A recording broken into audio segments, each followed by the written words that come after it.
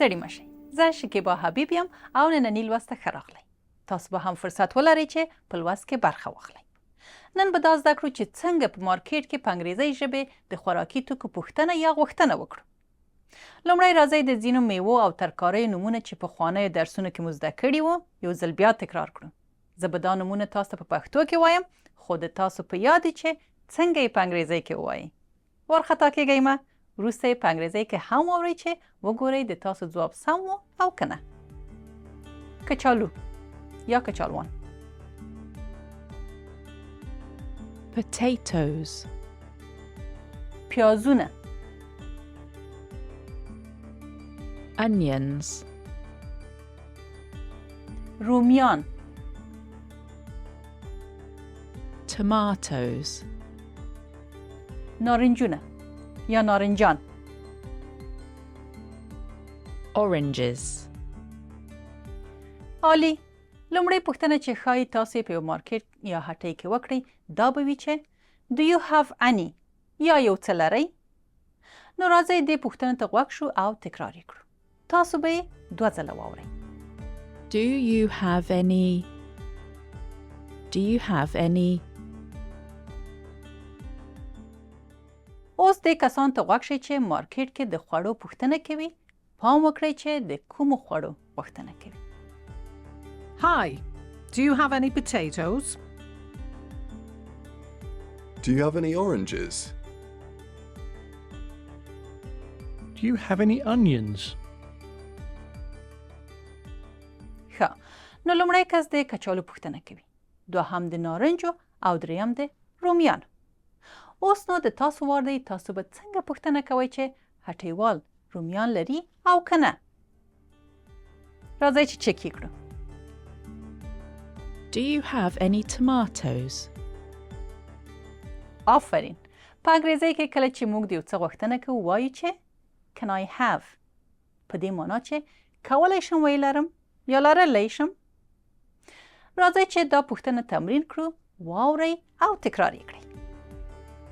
Can I have? بیا نو تاسو اړ یاست چې د خوراکي توکو چې تاسو یې غواړئ اندازه، کچه یا کمیت یې ووایئ. یوه لاره خو یې دا ده چې شمیر یې ووایئ. نو که تاسو 3 پیازه اخلئ بیا نو وایئ چې 3 پیازه. Can I have 3 onions, please? او تل مو په جمله کې د پلیز یا لطفاً ټکی هم ورزیات کړئ. اوس د تاسو وار دی چې د 5 نارنجو غوښتنه وکړئ. کولی شئ؟ راځئ چې وایو. Can I have 5 oranges, please? عالی. تاسو کولی شئ په وزن یې هم واخلئ. د بیلګې په توګه که تاسو د کچالو 1 کیلو غواړئ نو کولی شئ ووایئ چې 1 کیلو یا 1 کیلوګرام. Can I have a kilo of potatoes, please? وروسته له دې چې خپل توکي مو وغوښتل کیدای شي پای کې پلورونکی دا پوښتنه هم وکړي چې نور څه مو پکار دي. نو اوس دې پوښتنې ته په انګریزي کې غوږ شئ. Do you want anything else? که تاسو بل څه نه غواړئ ویلی شئ چې مننه همدا هر څه دي. راځئ چې اوس دې جملې ته غوږ شو. That's all, thanks. پای کې به یې تاسو ته بیه وویل شي. نو پلورونکی به وایي چې That will be او ورپسې به یې بیه راځي. په دې معنا چې دا شو او بیا بیه.